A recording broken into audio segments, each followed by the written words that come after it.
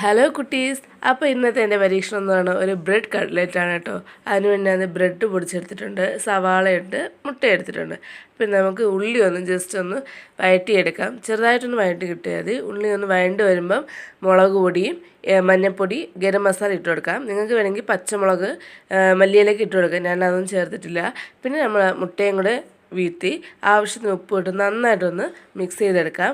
ഈ മിക്സായി വരുന്ന സമയത്ത് നമ്മളുടെ പൊടിച്ച് വെച്ചിരിക്കുന്ന ബ്രെഡിൻ്റെ പൊടിയും കൂടെ ഇട്ട് നന്നായിട്ടൊന്ന് മിക്സാക്കി എടുക്കാം. അപ്പോൾ നന്നായിട്ട് മിക്സ് ആക്കിയിട്ട് നമ്മളത് ചൂടാറാനായിട്ട് മാറ്റി വെച്ചിട്ടുണ്ട്. ഇനി ഈ സമയം നമുക്ക് ചട്ടി വെച്ച് എണ്ണ വീഴ്ത്തി ചൂടാക്കാം.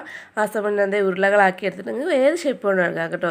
അപ്പോൾ നമ്മൾ എണ്ണ ചൂടായിട്ടുണ്ട്. ഇനി ഇതിനെ നമുക്ക് മുട്ടയിലിട്ടൊന്ന് കുളിപ്പിച്ചെടുക്കാം. എന്നിട്ട് ബ്രെഡ് പൊടി കൊണ്ടൊന്ന് പൊതിഞ്ഞെടുക്കാം കേട്ടോ. എന്നിട്ട് നേരെ എണ്ണയിലോട്ട് അങ്ങ് ഇടാം. കൈയൊക്കെ സൂക്ഷിച്ചായിരിക്കണം എടുത്ത് ഇടേണ്ടത്. അവസാനം കൈയൊക്കെ പൊള്ളിയെന്ന് മാത്രം പറയരുത്. അങ്ങനെ നമ്മുടെ ബ്രെഡ് കട്ട്ലേറ്റ് കിട്ടിയിട്ടുണ്ട് കേട്ടോ. നല്ല മുര ഇരിക്കുന്നുണ്ട്. അപ്പോൾ എല്ലാവരും ട്രൈ ചെയ്ത് നോക്കൂ.